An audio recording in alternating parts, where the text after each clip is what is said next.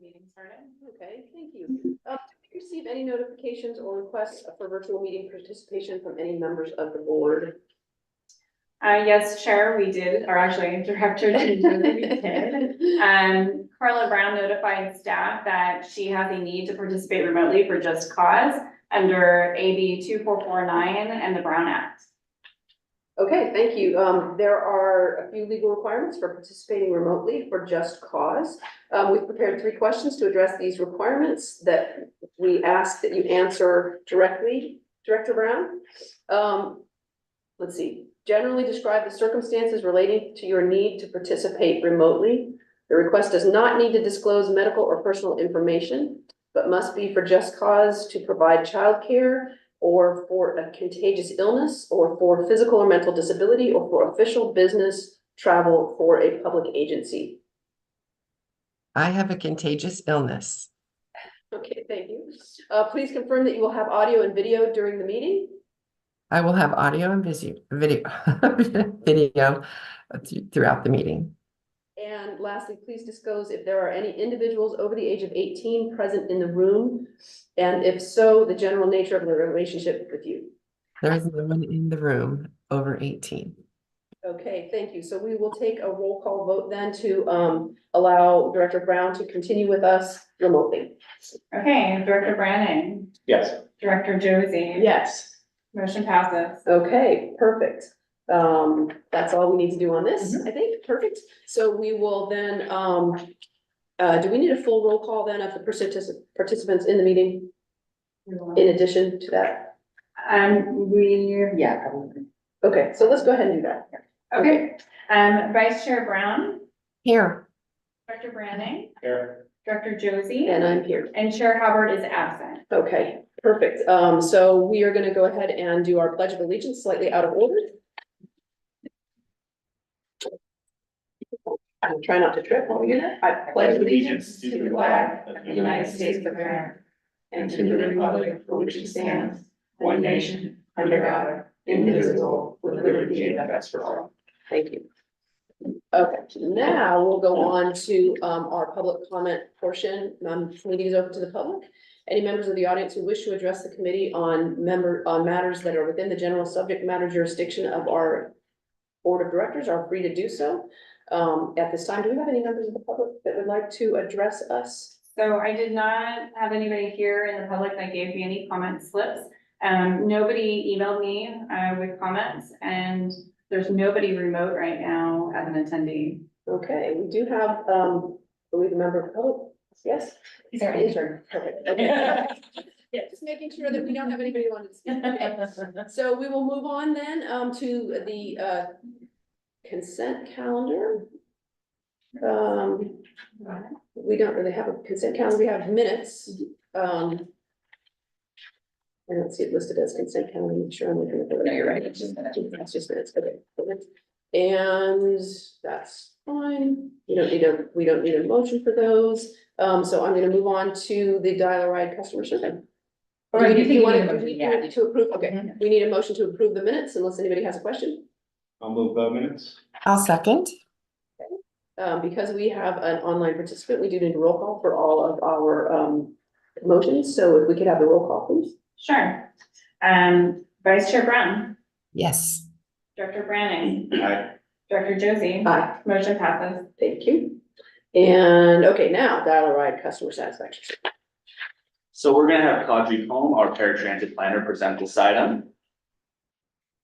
Good afternoon. We have a small presentation. Jennifer is going to pull it up. And as you know, we have been conducting annual paratransit customer surveys quite some time. So this time around, the surveys were conducting in January and February this year. Oh, trying to pull it, there we go. There we go. Here we go. So January, February this year. This time around, 272 surveys tools were collected, and they averaged around 18 minutes. 229 of them were conducted over the phone, and 43 people completed online survey. 4 people completed the survey in Spanish.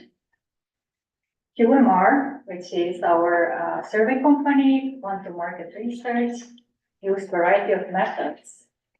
Which included sending postcards, emails, texts, and calling people. The margin of error is just over ±5% at the 95% confidence level. And there was also a raffle of 4 prizes of $50 offered to all respondents. Now, next slide, please. So the total of 18 questions were asked about different aspects of the real salary service, and people rated those questions in a 1 to 5 point scale. What is interesting to see is actually 16 out of the 18 questions received above 4 rating, which is the best compared to the last 4 times this survey was conducted. For example, last year, it was 8 out of 17 questions were above 4. And the year before, 14 out of 17. Now the blue boxes, they indicate those service aspects that got a little bit better rating than the last time. And those include overall a high level of satisfaction with ride experience and drop-off experience, no problems with phone menu, and driver offered me help during the drop-off. The service aspects that got the lesser rating this time was that person on the phone was knowledgeable and driver being on time. I'm going to add here that, go back, please. Yeah, I was just going to add a little side note that this is a customer perception of the service. So we compare, we have KPIs and where we actually collect data on OTP and so on. So for example, OTP this current fiscal year has been really good. It's been 97.75%, while we require only 95%. It's really good compared to last year, which actually got the higher rating according to the survey respondents, but last year our OTP was only 89.62%. Interesting. So I'm just adding that. So now we can go to the next slide. If you go back one slide, I'm Yeah. sorry, I'm just gonna, it's also interesting, the overall experience, the very first line declined, but nearly every other category saw an increase. And relatively significant increases as well. Yeah, With the exception of the on-time piece. Yeah. Which the data doesn't, it doesn't true align. on-time, yeah, Yeah. that's fascinating. Yeah, it is really interesting, people's perception of what happens and then what actually, I wonder if it's the person on the phone being knowledgeable is degrading their perception of the whole service. and it could be, and we know hold times are longer than they have been in the past, and it's something we've been working with, County Connection on, but. Did we get any like anecdotal evidence on why, because overall experience also is lower than people rated everything else, and it just feels, I know. I mean, other than one time. And it seems odd if someone's like 5, 5, 5, 5, 5, 5, but 3. That's That, Doesn't make, It doesn't make sense, yeah, so it's, if we left this out and just like the average of all other sports, we would get a different average. interesting. Okay. Anyway, the next slide, please. So this time we actually also asked some new questions. One of them was that if a person is a wheelchair or scooter user, do they feel like that they're safely secured? And it turns out that 1/3 of the older respondents were actually wheelchair or scooter users. And they rated their safe securement as high as 4.5%. And this actually is a very high percentage, the highest percentage, the highest point average given to any other question this year and all those other 4 years that I had on the previous slide. So we asked this specifically because we have been hearing complaints from our staff members of wheelchair tie-down issues, so I was really pleased to see the high. Most people feel that they are being securely tied down. So it looks like one or two people are not feeling that way Yes. or complaining. Yeah. frequently. Probably, that is the case. And we probably know who they are. Yes. Slide. So we actually also asked about other features and programs this time, not just Real Style Right.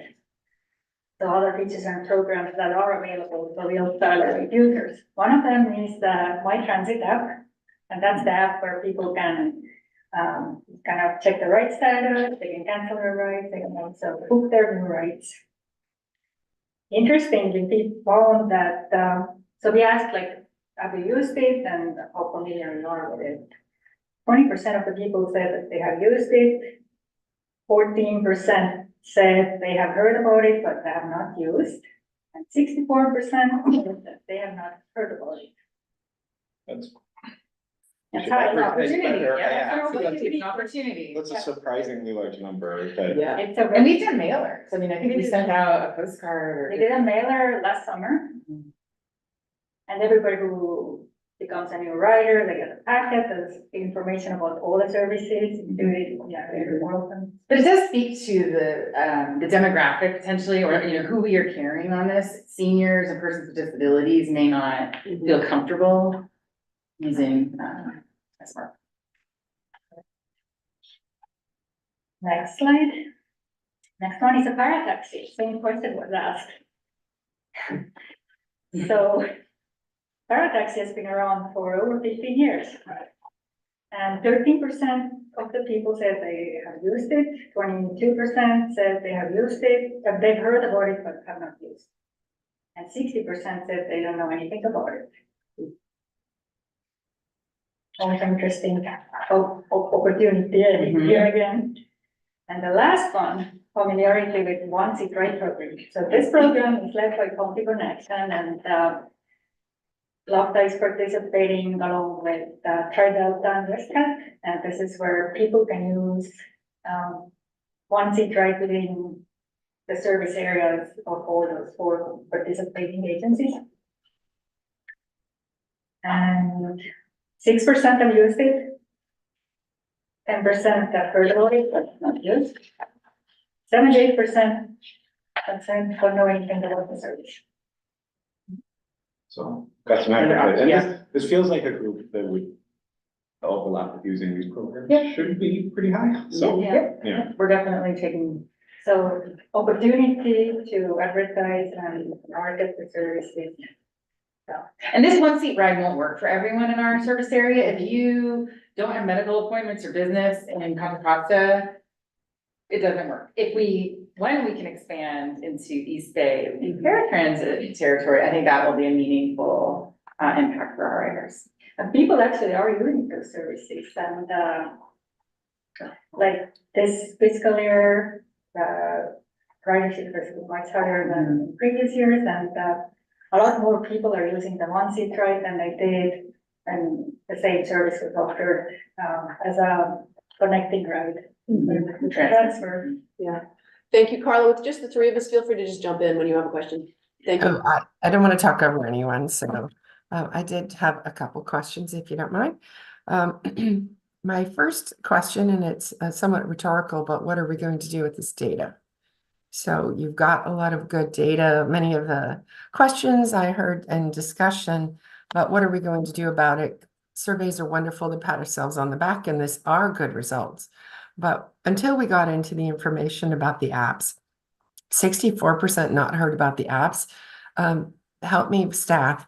Is this how they can make a reservation without going through the phone to use the Yes, app?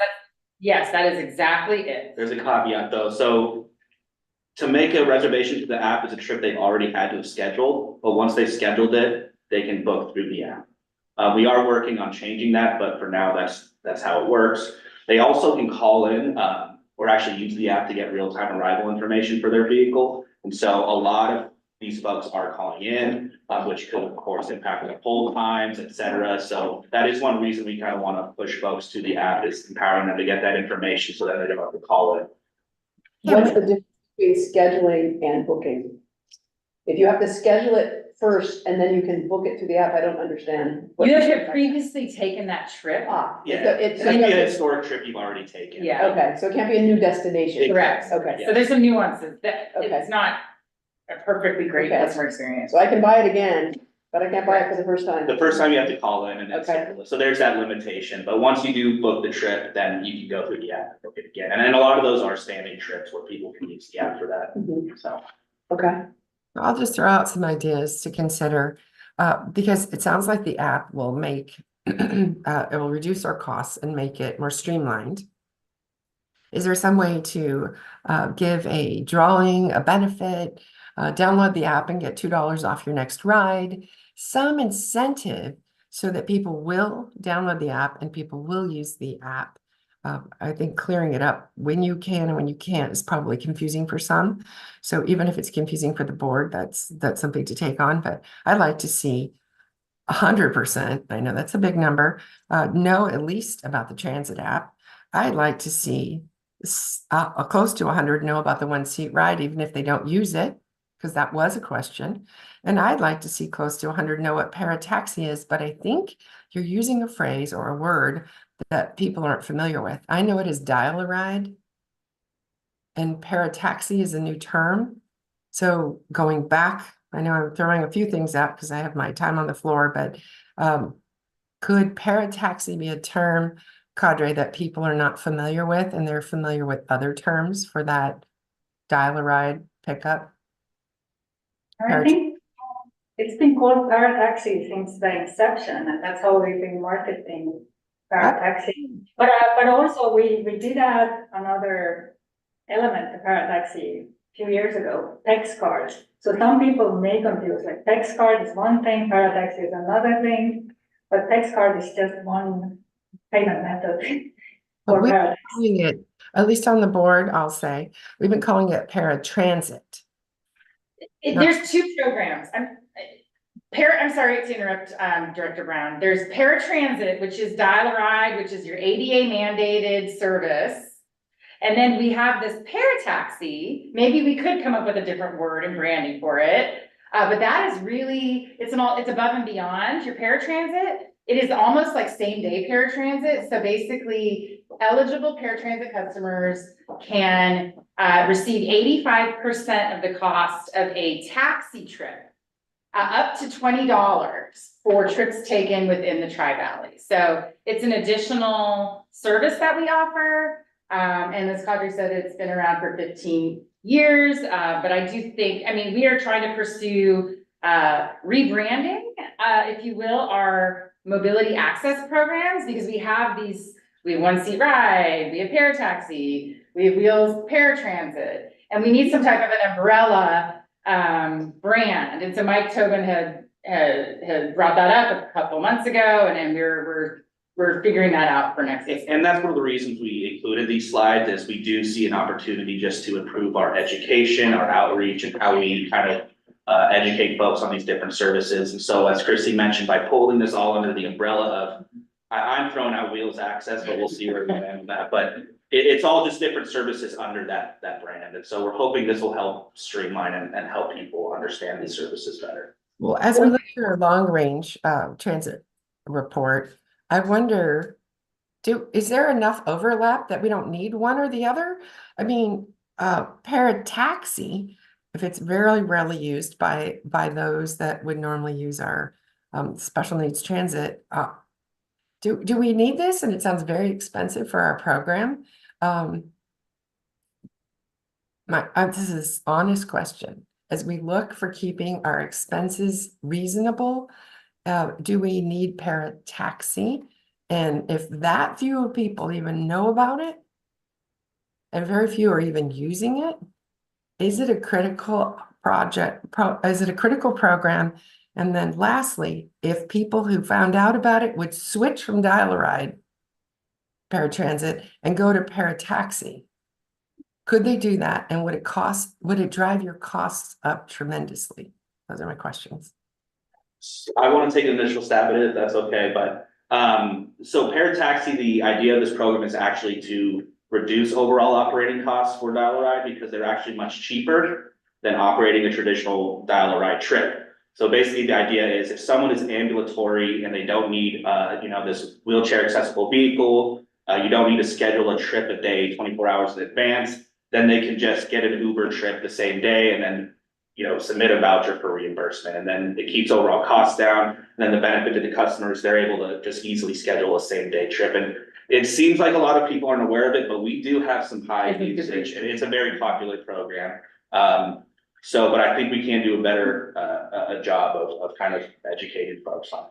And if I can just add on to that, we do receive grant funding for parataxi through Alameda CTC, and that's something, it'll be in your executive director's report for next week, but we are receiving, or we are poised to receive even more funding for parataxi. But I think you raise a great question, Director Brown.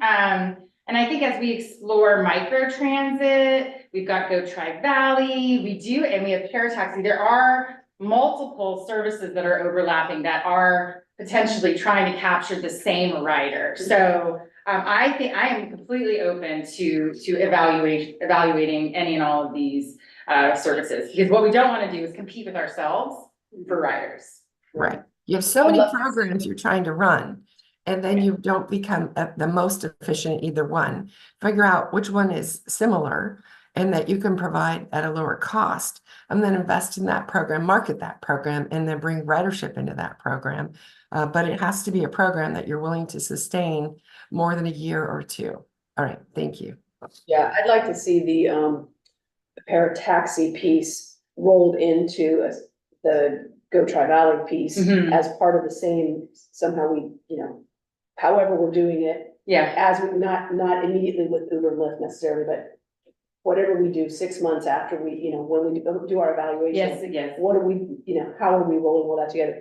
The other thing I wanted to say is with the app, if you have to book that ride, if you have to have taken that route once, it seems to me that, and this is gonna be a duh, I'm sure you guys are already doing it or already planning it, but, when a driver has taken somebody on that route, at the end of that ride, hey, let me show you this app, so the next time you don't have to call somebody. That to me is the perfect way to educate this particular population. It means a little extra work for the drivers, but probably only once or twice. Have you seen the app? Let me show you how to use it. Do you have a smartphone? Here, let me show you how to use it. So the next time you wanna take this ride, you just have to book it in this app. Let me show you how to download it right now, and we can do that. Probably taking them on the way home, not on the way to the route, because, we don't wanna make them wait for an appointment. But that way we can, it can be one-on-one coaching. We can just let the drivers know it'll take them a little extra time when they take somebody home. But that way they'll see, look, this is how you schedule this next time you wanna come to this appointment, a week from now, a month from now, whatever it is. That seems to be the best way to me to do that outreach, is so the drivers do it right then and there. And actually show them how to do it. Might mean we bring all the paratransit drivers in for training on how to teach the app. But it's 100% overlap with the right audience and how to, capture those folks. And just reading it on the flyer, that's not the best way to train this particular audience. So that might be the best way to do the app part. And I'll add on kind of both of the concerns. One thing that I would like to look at, and this is longer term, this might be going too far astray, but getting people on the app, I think is partly user interface. It's partly also the talk about different programs and different costs. If we can really actually get app using up to a point and have it cover multiple programs to a point where really all a person has to do is think, I need to go from here to there. Right. And the app is smart enough to then say what's cheapest for us as far as cost goes and most efficient for them. Right, And this is says, the ride for you. yeah, okay, this one, we're gonna do dial ride, this one's para, this one, the best option is for you to call it over and we'll give you back $5. The app actually figures it out. A little AI into the app. Yeah. And why on earth do they have to have scheduled the ride once first before they take that ride, right? I would So- say that. This wasn't on our. I understand, that was a rhetorical question, it wasn't a complaint, it was a, why was the app, Yeah, why I know was it we designed? bought the app, we didn't. We actually, it is County Connections app. So and they are our paratransit providers, so Right. we are beneficiaries of their app. Right, so, you know, Yes. And the- whoever wrote it, it was a limitation of their ability at the time, I'm sure, and, you know, the ability of the parameters that were given to them for Mhm, writing the app, but in a perfect world, that shouldn't be a limitation. And the more it integrates for, you know, whole lifetime of using transit, would be, you know, so, you know, I could use the app for everything as well as someone who's on Paragraph, like, that would be, I think that would be the ideal, and it'll take some investment Yeah. to get there, but. Right, Yeah, interesting idea. right, single app, doesn't matter what kind of rider you are. This is, they call that kind of a mobility as a service. Mhm. app. It's- Yeah. Right, Exactly. They exist, I just. It's harder than you think, I know, it's, yes, we figured it out somewhat for fixed route, because Uber will do that when they were being, or, you know, Lyft, and right, looking at what's faster, you can sort by quickest, cheapest, you know, least walking distance, but paratransit is interesting, that's an interesting. okay. Did we cut you off from the rest of your presentation? Were we on the No, right that was side? the last slide. so, Okay. yeah. The only thing we want to add is that we are recommending, this isn't an action, but, we don't see many changes in the trends year over year. And so we are going to recommend we do this survey once every 2 years, similar to your fixed route survey. On off years from the fixed route service? We can do that. Or at We the were same planning on time? doing it the same. So it would be, your next one wouldn't be until 2026. Okay, And we'll have a market research firm on board by then to do, and doing it at the same time doesn't give staff heartburn? it wouldn't be, I mean, we could do paratransit in the beginning of the year, we fixed route, in May. Just as a side note, every time we do surveys, I don't wanna speak for you as well, but I'm a data geek. Yes. Attaching it to the actual staff report so that we can have questions ahead of time, we might be able to, you know, delve a little bit deeper into the actual data. If we have it in front of us to read it before the meeting, instead of just seeing it on slides, would be super helpful. Absolutely. I figured I'd get another head nod across the table there. Yeah. Okay. Okay, anything else on this item? Do we have any public comment? We still don't have any members of the public. No, there's no attendees Okay, in the meeting right now. okay, if that should change, let me know, otherwise I will keep asking for public comment on each item. Before we leave this item, I'm sorry, Chair, we were planning on putting this on consent for the board meeting, on Monday, do you think that's appropriate, or do you think the board would benefit from a presentation? I think if the data is in the packet. Yeah. I think it's fine to be on consent, would be my Okay. opinion, and then if somebody wants to pull it because they've seen the data and they have questions, then they are free to do so. Okay. Otherwise, I think it's on consent, as it was written in this packet, it would need to be a presentation, Mhm. but if we include the data. Okay. Then I think it would be fine. Does anybody have a different opinion? Sounds good.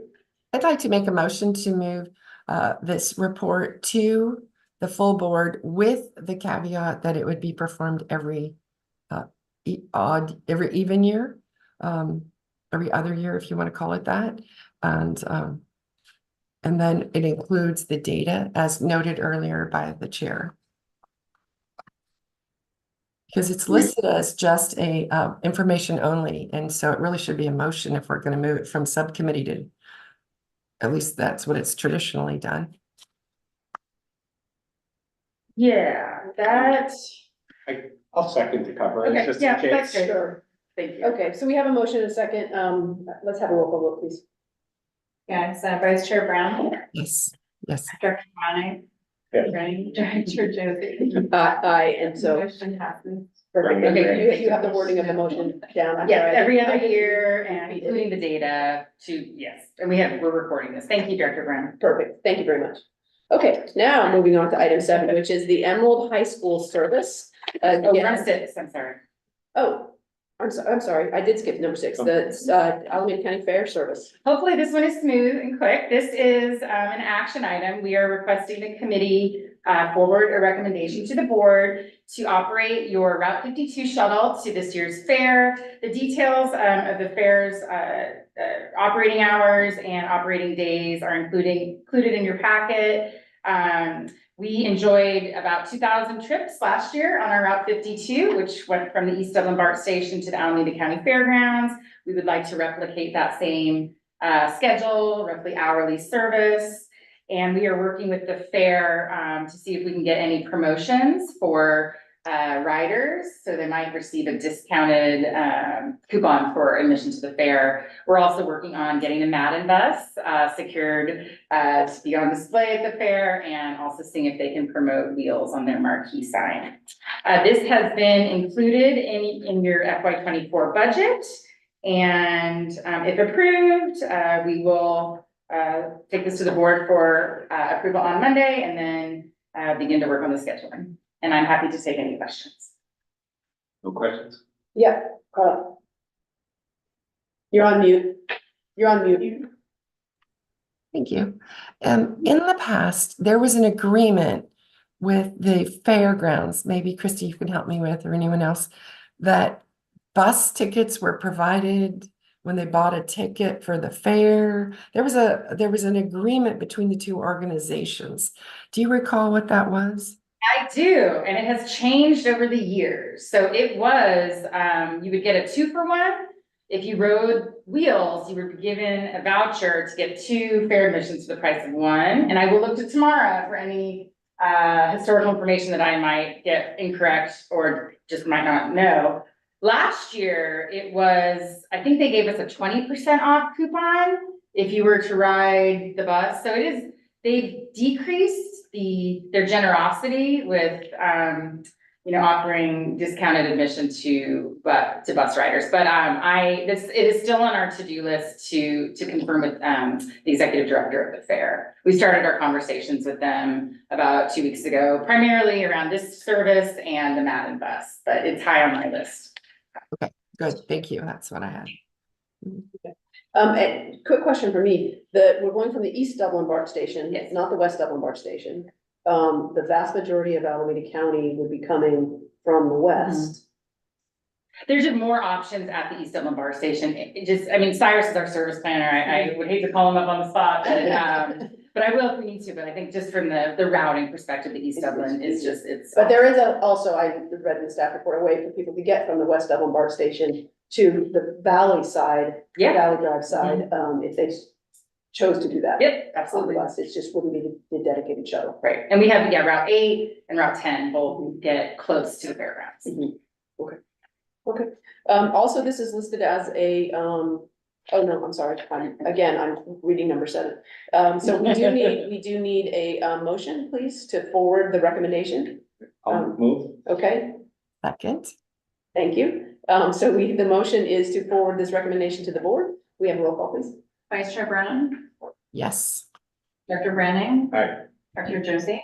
Motion passes. Thank you. Okay, moving on to item number 7, Emerald High School. Sorry. Been trying to get to this. So for excited. a bit. I know, I just keep trying to jump forward. All right, well, good afternoon, everyone. So we are also excited to unveil our newly planned service to Emerald High School. So this has been a long time in the making, so we are pretty excited about this. So we do have some slides, and I'm gonna ask if I can borrow the mouse, if that's okay. Yeah. 'Cause I have a lot of little clicks I can do. Getting up and running. Okay. So by way of background, so Emerald High School will be opening its doors to students in August of this year for the 2024-2025 school year. Essentially, here is a map of the district boundaries. And then I have stars here denoting our schools, Emerald and then Dublin. So the way it's gonna work with is this accurate? Yes. Okay. Don't wanna Yeah, that's great. surprise anyone here, but the way it's gonna work, at least for the first school year, is all freshmen and sophomore students who reside east of Hacienda will be attending Emerald, and then all other students will be attending Dublin High School in the first year. With the caveat that inter-district transfers are being honored. Route 30. Yes. Yes, yes. And it is important to note that we do have the Route 30 here on Dublin Boulevard every 20 minutes that goes right past Emerald High, and that'll become important in a little bit. So I'm just gonna give a brief overview of our assumptions that we had kind of as we were developing the service. And then I'm gonna hand it over to Cyrus, our senior transit planner, to actually discuss the service itself and the routing configuration. So assumption number 1, as I mentioned, it will only be freshmen and sophomore in attendance the first year. Obviously, this will ramp up. But for the first year, this is important because it then gives us a baseline for demand. So we're thinking that with 2 classes, we'll have around 1,000 students who will be taking the bus to Emerald High in, next year. 1,000 students will be going to Emerald High. Oh, I'm sorry, yes. Sorry. 1,000 students will be going to the Emerald High this upcoming year. We'll also see a corresponding decrease in enrollment at Dublin High, so essentially seeing a shift of students from Dublin High to Emerald. However, we are assuming that less students overall will be riding the bus to Emerald, and this is for a number of reasons.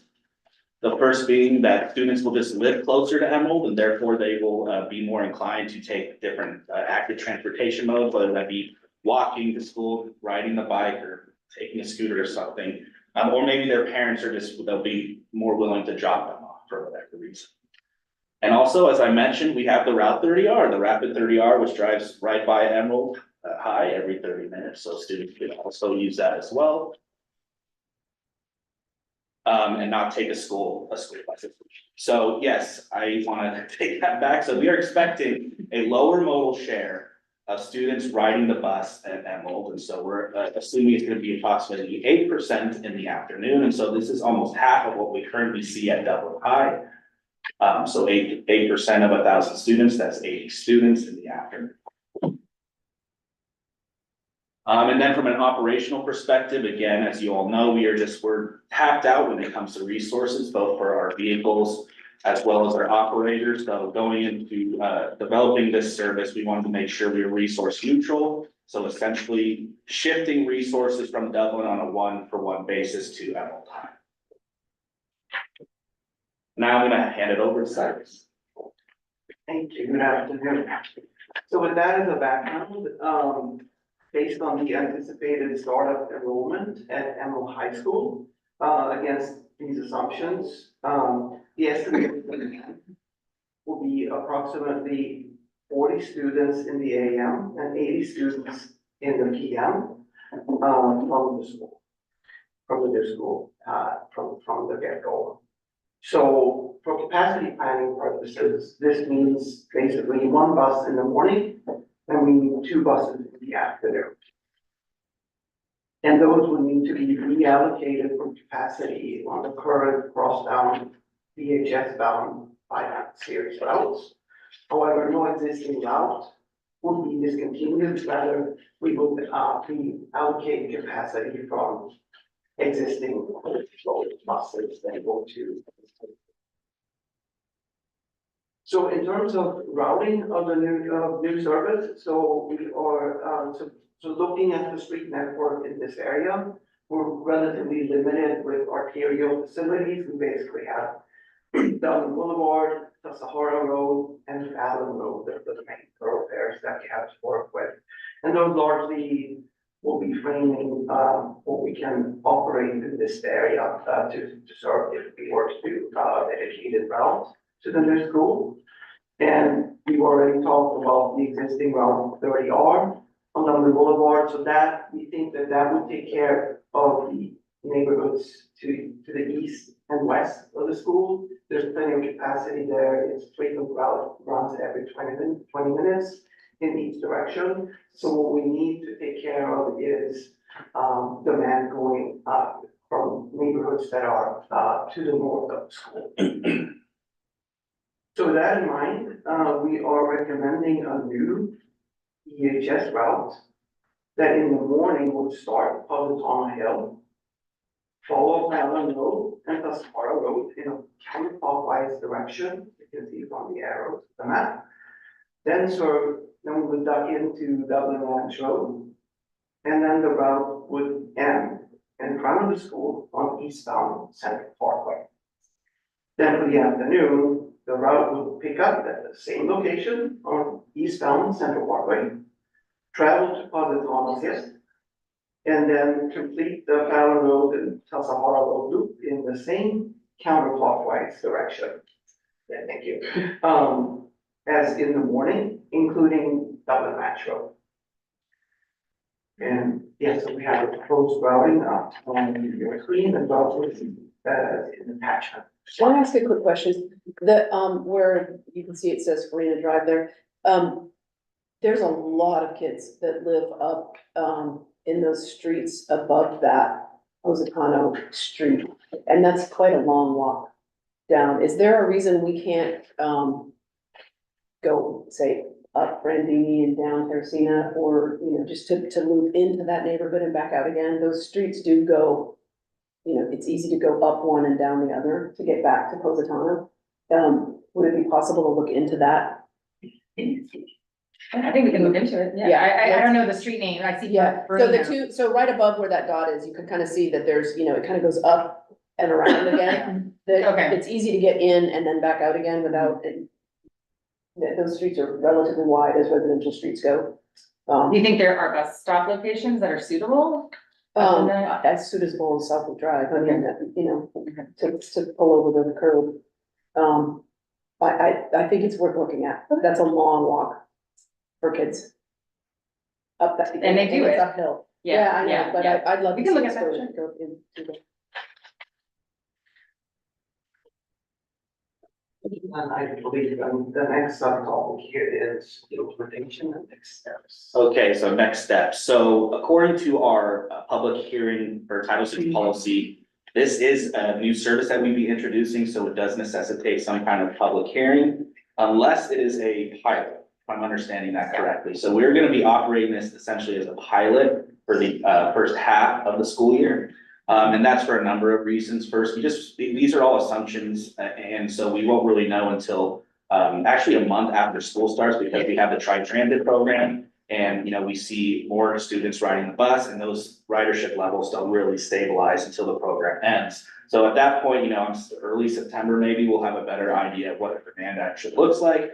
At which point we will then reassess the demand and reassess this service, and then have something more permanent put in place, and that would then be a public hearing in the winter of next year. So we'll come back to the board, have a public hearing, and then it will be approved, and then it will be essentially set in stone. And then, of course, leading up to the actual start of school in August, we'll be continuing to meet with the leadership team from Emerald High. And of course, doing a sort of a robust public outreach campaign to all the incoming students. I think that's all you have. Am I missing anything, Christy? Just wanted to. No, I think the big change is that, we are not going to pursue the public hearing early. We're going to call this a pilot so we can figure it out. And then once we're comfortable, then we'll take it through the formal approval process. But no, I think great job by staff. I'm pleased. And I hope we get it right with our ridership assumption. Yeah, we'll see. Director Brown, you have questions? Make sure I've got my microphone off. Yes, thank you. I just have a question. If you wouldn't mind going back to the map that Chair Josie asked a question about going up Positano. If I understand, is that at the northmost tip there? I think it's right No, here, it's- right? Is this? Yeah, go over, right, keep going, kind of go in the middle, no, Over go back, right there. Yep. You can go up that street right there, Mm.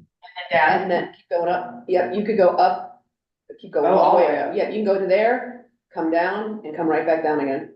Or even, yeah, either one of those two. It's easy to go up into there and come right back I down. miss that stuff. Oh, over where Farino is. Okay, so my only comment about that is, will it affect the time? Because you have a long route for the bus to go. So it's just a question. I'm not saying it's not a great idea, but it's a long route for the bus to go. So if you add another, I don't know, 5 minutes in the loop, will this extensive loop run almost too long to be timely for both pickup and drop off? That's just my question.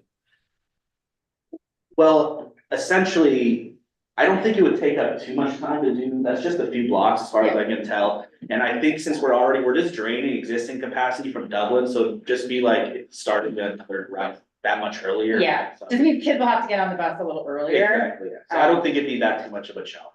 Okay, good. Okay, all right, thank you. Definitely look at it, and if we can, I mean, we have to have site bus stops have to get approved through the Dublin City Council. And because the bus hasn't gone on these streets, we may be required to send out notices. Usually in my experience, people are okay with school trippers on their streets, not necessarily big fixed route buses so that, we'll talk internally and we'll see what it would take. We'll first go Yeah, out you there. would wanna go send somebody out there and. Yeah, we have to go out there See what the first, yeah. situation is, but you could literally go up to the end and then cut back over and come right back down Yeah. at the very end of that same street you went up. But it's quite wide. Do you think that would affect expectations for Dublin High School service? Yes, And that one is those routes are particularly long. yeah, So let's, yeah. And what about Gleason Drive? Those students will only be going to Dublin High for 2 years. oh yeah, Yeah, and Yeah. most of them They're they're all juniors and juniors and seniors. seniors, so, So they won't it be might there. be something to look into Mhm, 2 years from now. mhm. I Yeah, love it. I'll just comment, as a person calling in remote when you're both talking, it's hard to understand. Gleason Drive, is that a populated area that's also going to be going to the new school? I think it's just so close to the school that any students would just walk. I'm assuming.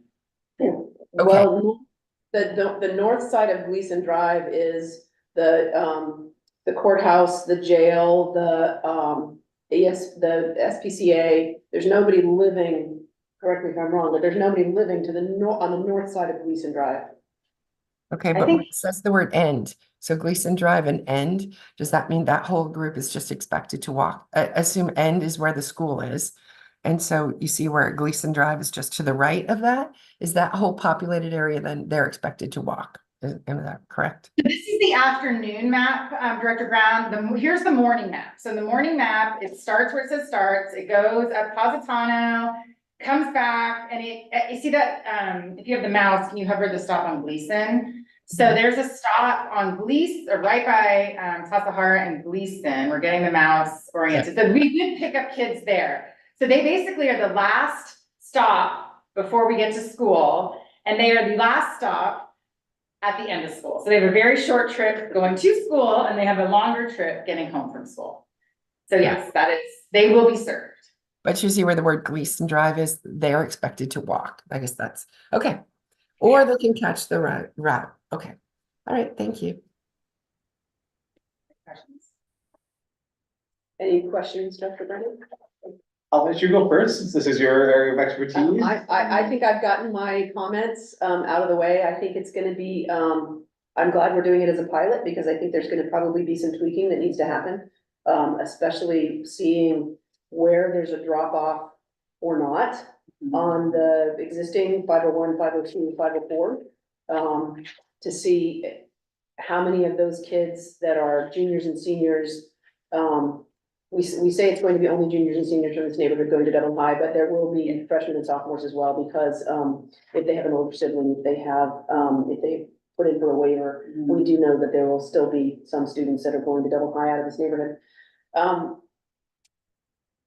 It's gonna be interesting to me to see what kind of demand we still have for Dublin High. So I'm glad we're calling the pilot so that we can still be nimble and respond to those needs. But at some point, if you put in for a transfer, you have to know that you are outside of the service area and you may have to carpool, or drive your students to school. So I'm glad that we're not doing the public hearing yet. I'm glad that we're gonna try and see, since there's still quite a few unknowns. So I'm comfortable with what we're proposing.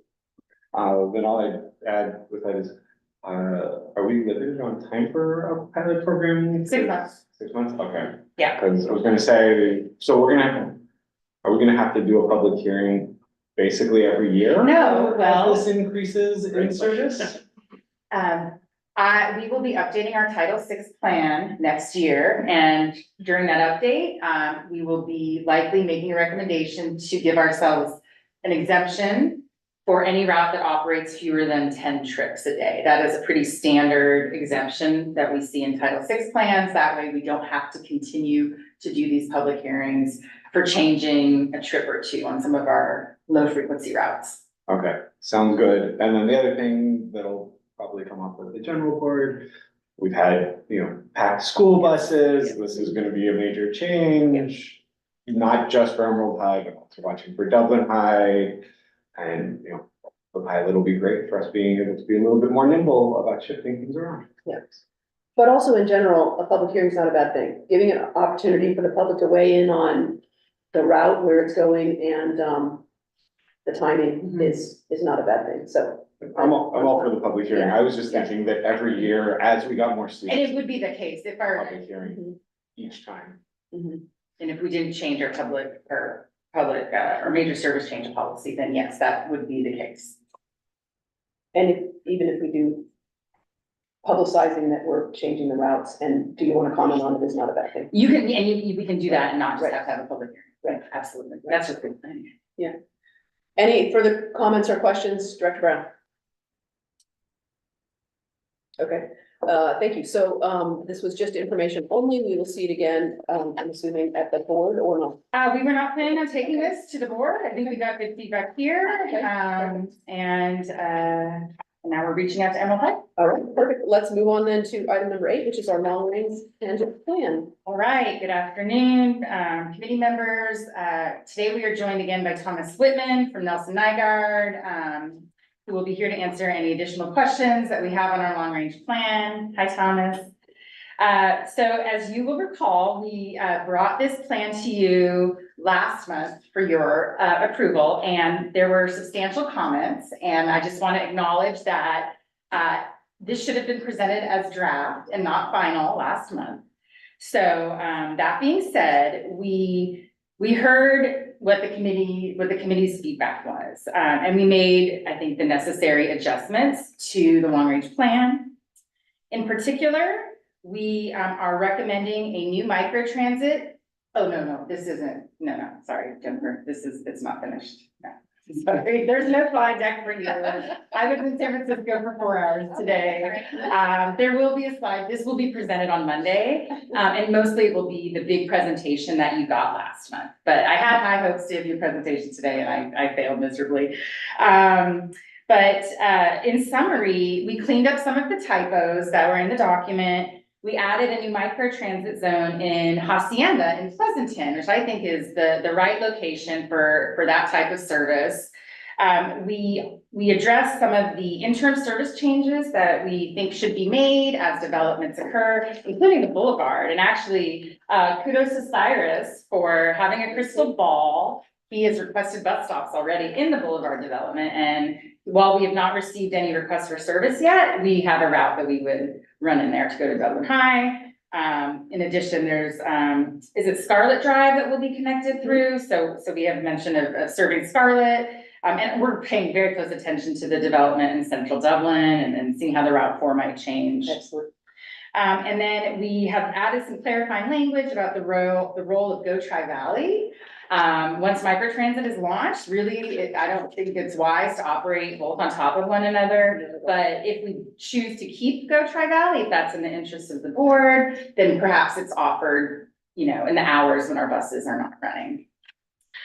So that really does conclude the summary of changes that we made. Thomas, am I missing anything that you can recall? No, those were the big ones. So yeah, you covered it.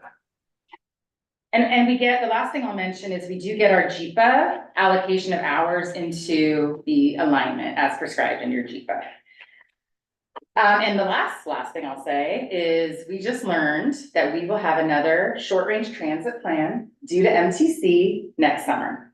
So there seems to be no end to planning in transit. So we have put funding in your fiscal 25 budget to bring a consultant on board. So that will be our opportunity to do a more cost constrained near term service plan and not only look at how your wheels in motion routes are performing, but perhaps bring forward some of your long range transit plan items earlier. What's the short range transit plan timeframe? Like what? I think What number it's of years is at that? 3 to 5 years. They're due every 3, I believe, and it's different for a small versus a large operator. But yeah, we are having another one too this next year. Okay.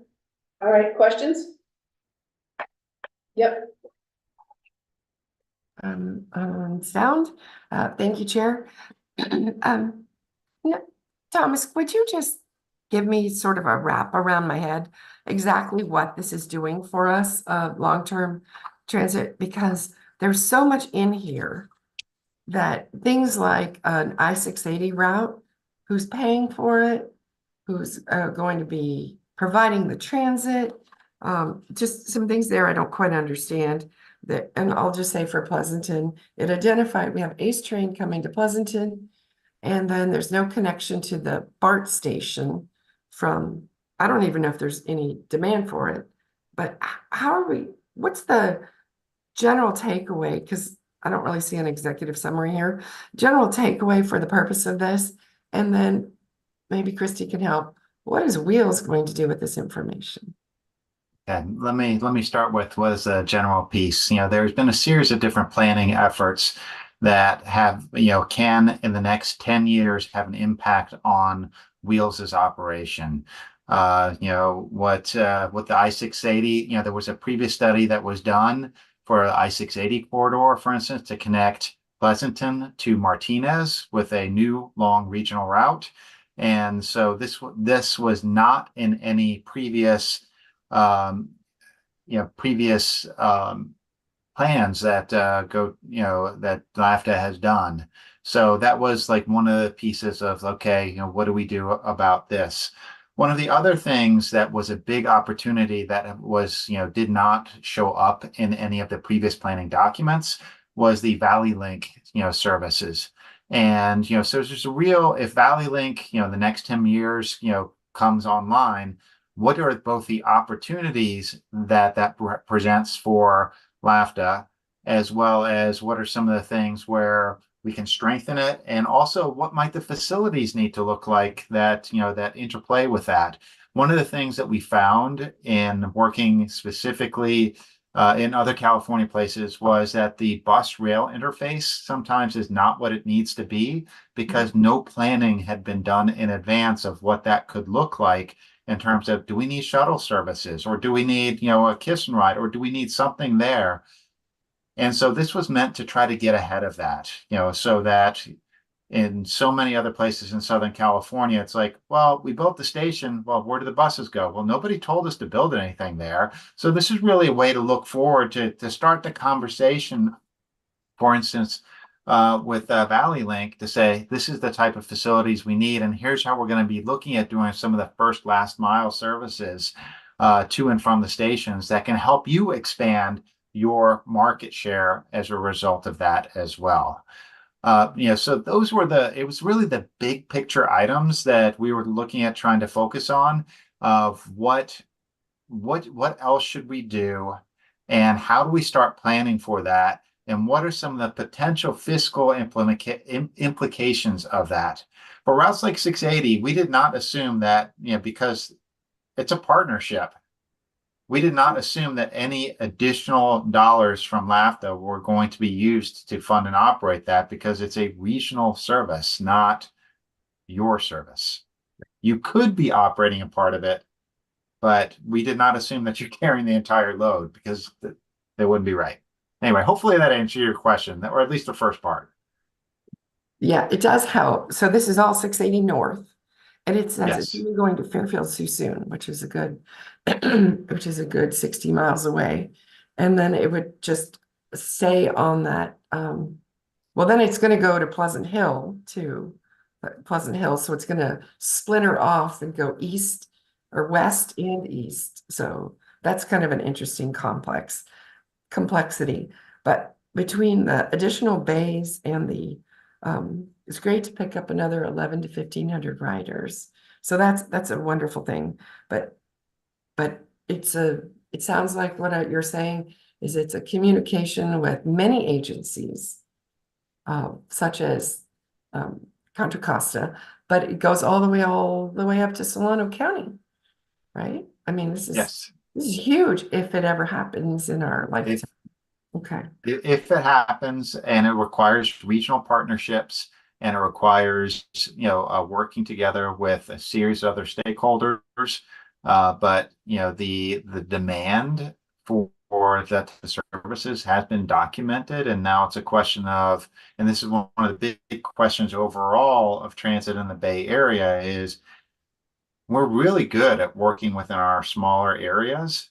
But how do we, a lot of the travel patterns are a little bit longer, and who's responsible for that? And that, it really starts that conversation, and this is a conversation that I believe you're going to be having over the next 10 years, whether 680 to the north or even longer term of 680 to the south as an opportunity as the managed lanes come online. Wouldn't that be MTC responsibility to coordinate? MTC is working on some of that with the regional network management. It's very complicated. The Bay Area does suffer from no true regional system that gets into, that has the phalanges out in each of the counties. We've got good local service, you've got BART and Muni and Caltrain. And so MTC is pushing for regional network management, which means, it's a mixed blessing, if I'm being honest. We have a responsibility to schedule our routes as they need to be scheduled to do our local transportation. And if we have a regional network manager saying, no, it's more important that you connect with this service for regional trips, there's a trade-off with that. But MTC is very vested in this. There's been some new legislation introduced, SB 1031. We are digesting it right now. It calls for the consolidation of all the agencies.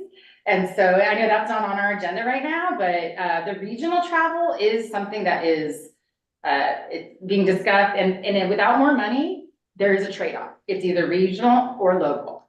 You can't have both at the right level of service without more funding. Yeah. And Director Brown, you asked me what I thought Wheels would do with this information, and if you want, I can give you a few thoughts there. So what we lack here is a vision for what our network should look like in 10 years. We don't have a guiding North Star, if you will. We have a short-range plan that was cost constrained, and so I think this is important for many reasons. This is a roadmap. This is not the final. There are stages of how these routes become things. You have your vision, your first study, and then you might refine that in your short range plan, which is your more cost constrained plan. And then you have your major service change policy. So, taking everything through your public hearing and in your public comment. And every year we have to budget for service. So the long range plan doesn't identify who is funding these various things. That will have to be a decision that we make. We will be using this long range plan to go after grants that could potentially fund some of these services. But I just want to be crystal clear that we bind our service in our revenue hours that go to the board each year, and that would be subject to your approval. But this is something that I think we really need. We are going after grants, and we're talking about serving Valley Link, and we don't have a network that shows how we might do that. And the 680 service is actually, we've received over $7 million in grant funding to support infrastructure for that 680 service. So that service is on the radar of our funding partners at the state. We think it's important that we continue to work out those details. That's why you'll see next month, I'm hopeful to bring to you a draft MOU with County Connection. So the 680 service would be jointly operated by the two of us. And it potentially we could absorb the 70X line into that 680, because you wouldn't want to run both of them. They're serving the same market. So I'll probably stop there. I said a lot, but I think this is an important document to help us shape our network and go after grant funding. Thank you. I appreciate that. So the 70X, the 70X has always been a challenging one because it kind of deadheads and then it comes back empty. Last question. Pleasanton's ACE station does not connect to BART. That is in this report. Much of it's very long-term, 5-10 years or more, but this is shorter term. And it also refers to the West Dublin Pleasanton BART station for Dublin as well. Is that something on your radar? We have two routes actually that connect Pleasanton ACE with both East Dublin BART and West Dublin BART. The Route 53 and 54, these are our ACE shuttle routes that ACE helps fund. They are timed to connect with the ACE trains. They will hold for late arriving trains. So they may not be called out specifically in the long range plan. Oh, no, they are. They're on page 4, or excuse me, on page 61. And yeah, those services remain intact. And I will note the 680, the future 680 service has an alignment that actually goes down to the Pleasanton A station. So there's a recognition of the importance of connecting to that node. And if I might jump in, the 53 and 54, what's the ridership on those now? It's strong. Strong. I don't have the numbers in front of me, but yeah, I recall it's strong. I think we should change the report because on page 32, it says it has no existing BART connection to the Pleasanton A station. It's at the bottom of page 32. So I'll just ask for a correction if that's the case. All right, thank you. Okay. I don't have that in front of me, but it says that mean it has no existing rail connection? No Is that- existing BART connection, I'm referring to wheels. Yeah, it says, you're absolutely right, and I did not catch that. It does say it has no existing BART connection, and that is incorrect. So we will remove that. Thank you for.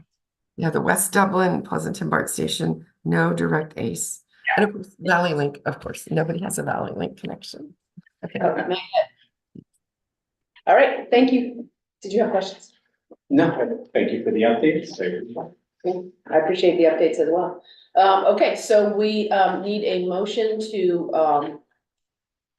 put my glasses on to find out what the motion needs to be, to endorse and forward this to the entire board. Do I have such a motion? So moved. Okay, I have a motion. Do I have a second? Only if the corrections are made on page 32. Thank you. With corrections, I'll second the motion. So the motion is to forward this to the board with corrections. Yeah, can we have and ask for a friendly amendment for the motion that the item in page 32 get modified so that it no longer states there is no BART connection to ACE. We got it amended. Yes, I'll second. that's reflected in the motion. Can we have a roll call, please? Yes, Vice Chair Brown, Yes. Director Browning, Yes. Director Josie. Yes. Motion passes. Okay, perfect. Humming right along to item number 9, which is a preview of upcoming agenda items. Well, thank you very much. As just mentioned, we are working on a very simple MOU between LAVTA and County Connection to express our commitment to figuring out how to run the 680 service. So we are working on that. The key deadline for this is having it approved by June. So when we submit our TERSIP application in July, we can show progress with our 680. We are working to get you an on-call task order contract. This is to improve 3 high ridership bus stops, one at East Dublin BART, one at Las Casitas College, and one at the lab. And so we have $2 million in grant funding that will be expiring. And so we are excited about making improvements there. And then I am working with staff on a concept for a Youth Thrive Free summer promotion for this year. I was inspired after speaking with some families at the St. Patrick's Festival. I think it would be a great opportunity for youth to try the bus over the summer. So I will be bringing an item to the committee in April. And in May, I am trying to hold items off of your agenda so we can cancel your May meeting because your May meeting falls on Memorial Day. But if I cannot, then we will be polling you to determine the appropriate rescheduled date. Okay. And then in June, we've got TAC appointments and some fare structure changes. Okay. No questions on that, I'm assuming. So we were going to move right into matters initiated by committee members. No matters, no matters, no matters here. Okay, our next meeting is on the 22nd of April, and we stand adjourned at 5:09.